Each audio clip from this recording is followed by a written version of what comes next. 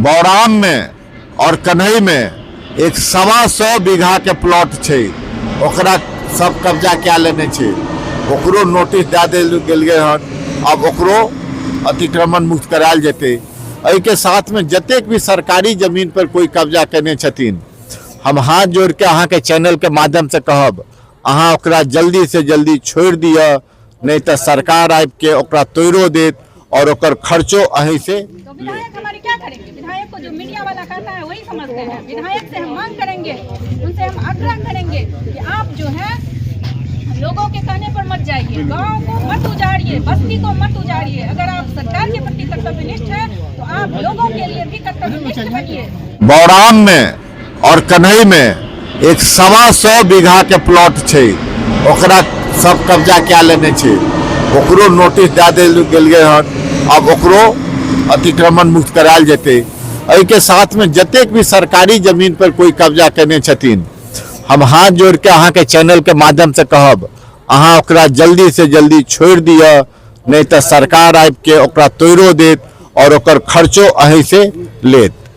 तो हम सब कटिबद्ध छिए, ई सरकार कटिबद्ध छथिन कि सरकारी जमीन के अतिक्रमण मुक्त करवाना होगा। तो विधायक हमारे क्या करेंगे? विधायक को जो मीडिया वाला कहता है वही समझते हैं। विधायक से हम मांग करेंगे, उनसे हम आग्रह करेंगे कि आप जो है लोगों के कहने पर मत जाइए, गांव को मत उजाड़िए, बस्ती को मत उजाड़िए। अगर आप सरकार के प्रति कर्तव्यनिष्ठ हैं तो आप लोगों के लिए भी कर्तव्यनिष्ठ बनिए। जनता की सुरक्षा के प्रति भी कर्तव्यनिष्ठ बनिए। उसकी सुरक्षा के लिए आप प्रतिबद्ध हैं। उसको उजाड़ना आपका काम नहीं है, उसको बचाना आपका काम है। वो बस्ती साइड में है, बनी हुई है, बसी हुई है। वहाँ से कोई ना हाईवे निकलेगी, ना रोड निकलेगा, ना सड़क निकलेगा। वो साइड में बसी हुई है, बसी हुई बस्ती को उजाड़ना उनका काम नहीं है। हमारे बाप दादा उस पर गुजर गया। हमारे पूर्वज जो है लोगों को बसाए हुए हैं। हमारे पूर्वज आप लोगों को बसाए 100 साल से बसी हुई है। तो सरकार कहाँ कहती है कि 100 साल से बसे हुए लोग बस्ती को उजाड़ दो? सरकार तो कहती है रोड सड़क जहाँ जाम लगता है, करोड़ों लोग खड़े फोटो लेवे 4-5 सेव करबे